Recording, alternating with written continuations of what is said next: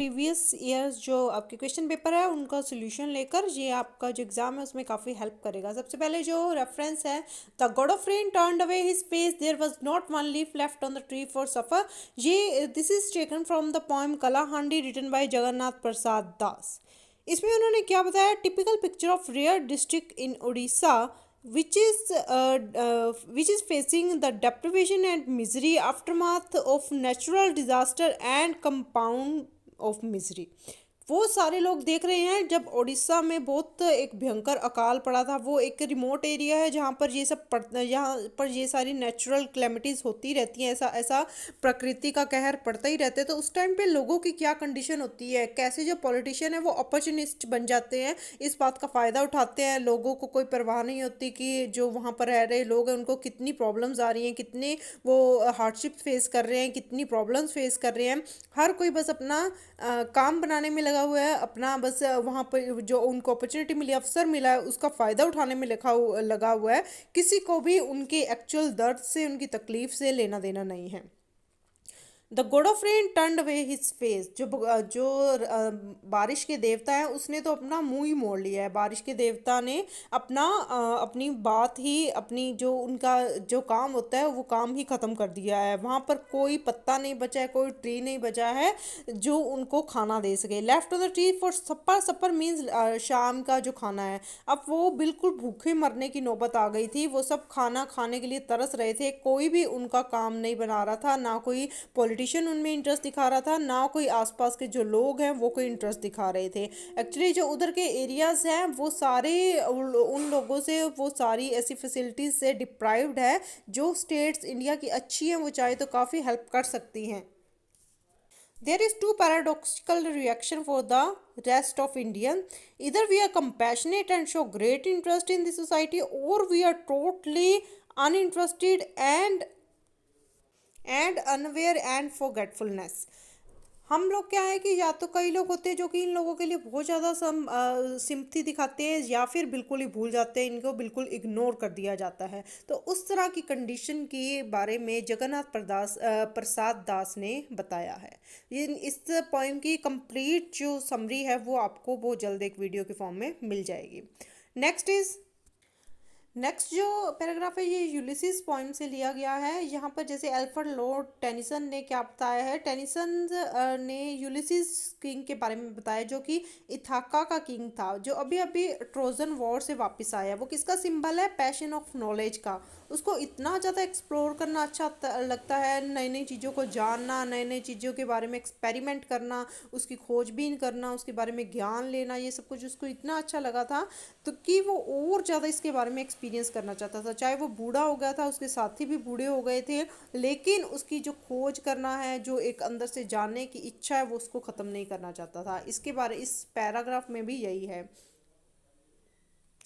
Ulysses and his compatriots might have become old and may not have the same strength they had in youth, but they still share the thirst of travel and pursuit of knowledge in the unexplored world।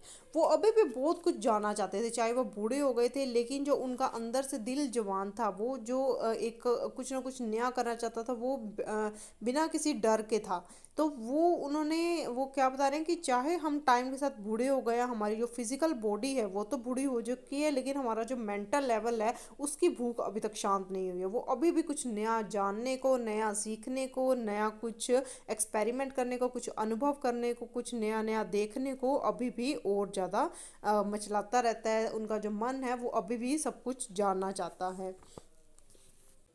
There bravery and spiritual strength are intact. वो और ज़्यादा जानना चाहता है, और ज़्यादा नई नई चीज़ों के बारे में एक्सप्लोर करना चाहते हैं।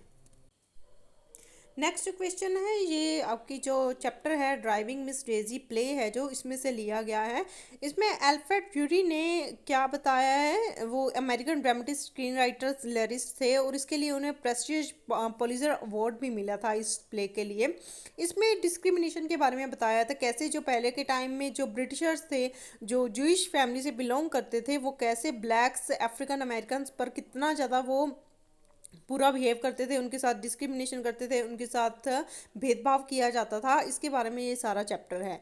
तो फर्स्ट जो क्वेश्चन है, Daisy accuse blacks of, Daisy accuses them of stealing, who herself was a Jew, frequently felt biased against African American and one day blamed Hawke for taking a container of salmon। ये सब कुछ आप अपना answer में बता सकते हो कि कैसे वो इतना भेदभाव रखती थी पहले जब वो 72 ईयर्स ओल्ड थी, लेकिन बाद में धीरे धीरे उसे रियलाइज़ होने लगी अपनी गलती, और फिर काफ़ी वो जब अपनी लास्ट स्टेज पर पहुंची तो तब उसको रियलाइज़ हुआ कि उसने लाइफ में कितनी बड़ी गलती की है। अगर हम किसी के साथ अच्छा बिहेव करें तो हमें आगे से भी अच्छा ही बिहेवियर मिलता है, नो मैटर व्हाट उसका कलर क्या है, उसका क्रीड क्या है, वो कैसी कम्युनिटी से आता है, ये सब मैटर नहीं करता, इंसानियत मैटर करती है।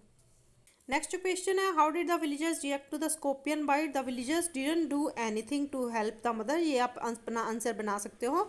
दे reacted unscientifically to the scorpion bite, they gave their own superstitious philosophical and religious interpretation for the incident.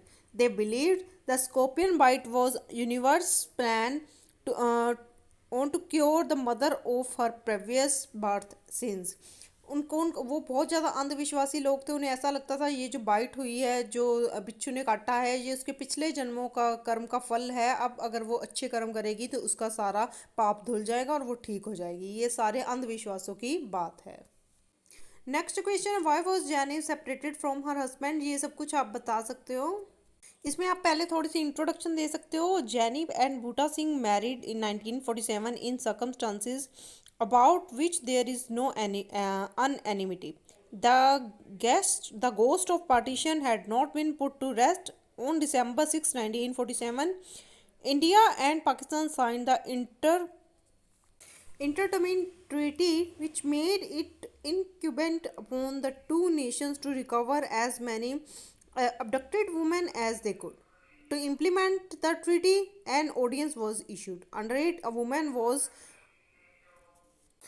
deemed abducted if she had entered into a relationship with a man not belonging to her own community after March 1। तो ये एक treaty हो गई थी कि किसी भी औरत को, आप दूसरी कम्युनिटी किसी की है उसको आप खींच सकते हो, अपनी वापस अपनी कम्युनिटी में लेकर आ सकते हो, जिससे बहुत लोगों का नुकसान हुआ था।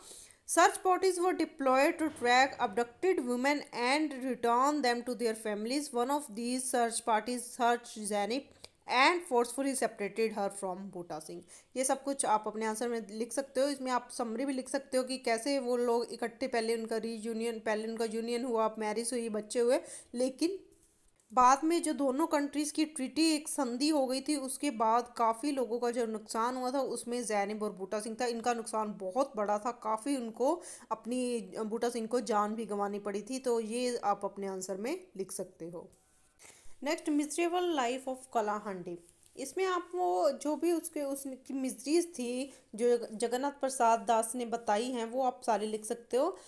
Following poem is based on the abject poverty, starvation and misery that Das witnessed in Kalahandi during the famine in the district in 1966। It's powerful imagery and use of Kalahandi as a metaphor for the horrors of famine and poverty in modern India are the most notable features of the poem। वो उसकी उस village की हालत बहुत ही बुरी थी। वहाँ पर जो एक अकाल पड़ गया था, लोग खाने को तरस रहे थे, कुछ भी खाने को नहीं मिल रहा था, ना ही कहीं से कोई हेल्प मिल रही थी, ना ही कहीं से कोई सपोर्ट मिल रहा था। तो इसके कारण उस विलेज की और उसके आसपास के लोगों की कंडीशन बहुत ही ख़राब हो गई थी। Typical picture of rare district in Odisha has been shown here। Deprivation and misery, aftermath result of natural disaster and compound misery, these are the main topics of this poem। There were opportunist politicians, false promises of better future, hapless villagers, their own miseries. These are the main features of this poem। They found, after that they found their own devices, they have found that it's their own fate, so the solution will also, so they have to find their own solutions। It compels us to confront as a part of society which is evoked here. There are two paradoxical reactions from the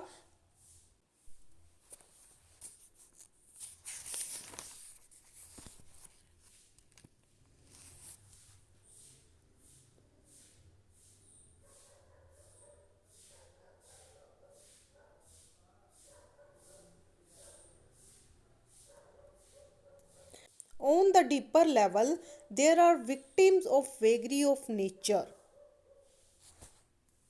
sufferings, miseries, exploitation, unawareness by the politicians and the rest of the India are the main topics, are the main themes of this poem. ये सब कुछ आप अपने answer में लिख सकते हो. ये स्टूडेंट्स, ये जो दो चैप्टर्स है urgent need for self esteem and corruption, इसके क्वेश्चन आंसर मैं आपको सारे बाद में एक अलग से सेपरेट वीडियो में बता दूंगी.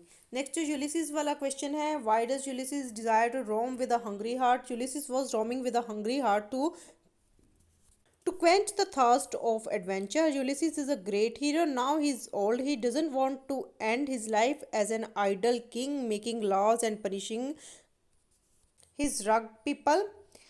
He is filled with an unquenchable thirst for travel. He wishes to live his life to the fullest. He has traveled far and wide, gaining knowledge of various places, cultures, men and matters.